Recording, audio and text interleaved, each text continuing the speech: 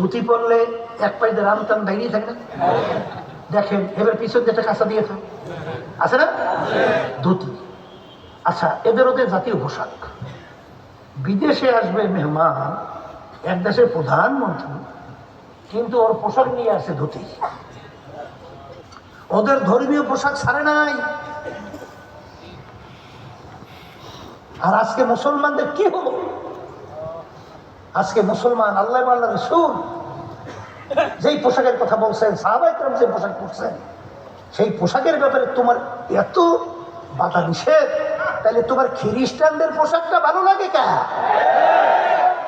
তুমি পোশাক পরবাই না, ল্যান্ড হইয়াছ, তাহলে খ্রিস্টানরা না পরো কা? খ্রিস্টান হ্যাঁ, full pant, Hawaii shirt, flying shirt, cutting cutting.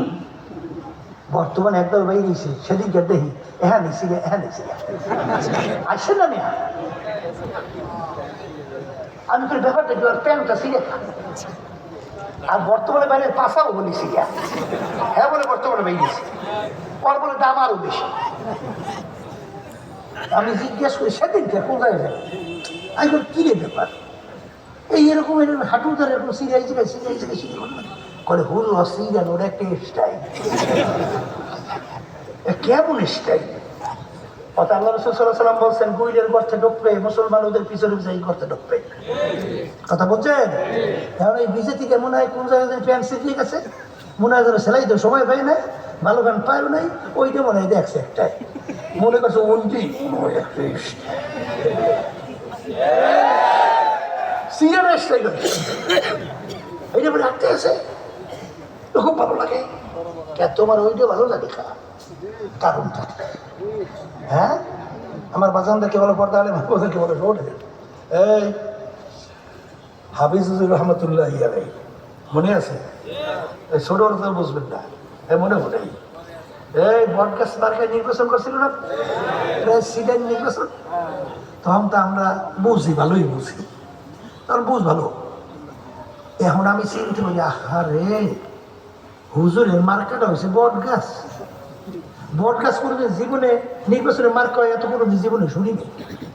বট গাছের মধ্যে হিন্দুরা বড় বট গাছ দেখলে সেবা খায়, পুজো করে, দেখেন নাই? আমাকে এলাকায় আছে বট গাছের গোড়ায় ওদের পূজা আছে, জায়গা বিরাট বট গাছ।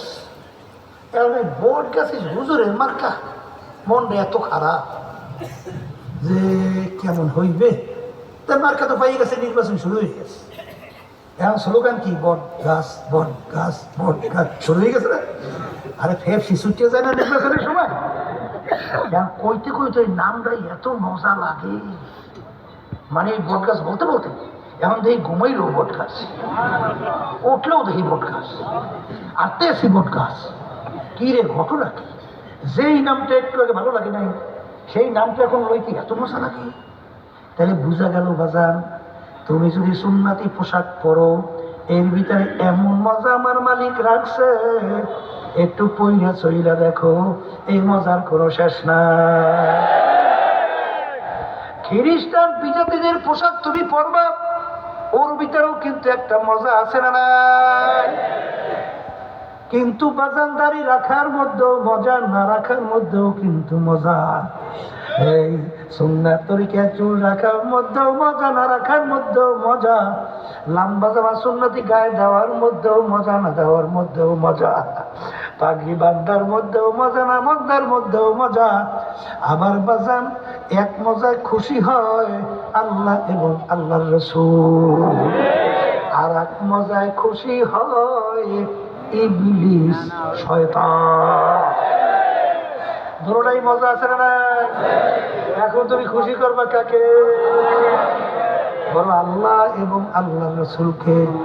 এ কবরের যাত্রীরা সুন্নতি পোশাক ফাও ফাও মনে কইরো না। এই পোশাকের মধ্যে যদি তুমি চলতে পারো, বাজার তোমাদের সামনে আমি যে প্রথম আয়াত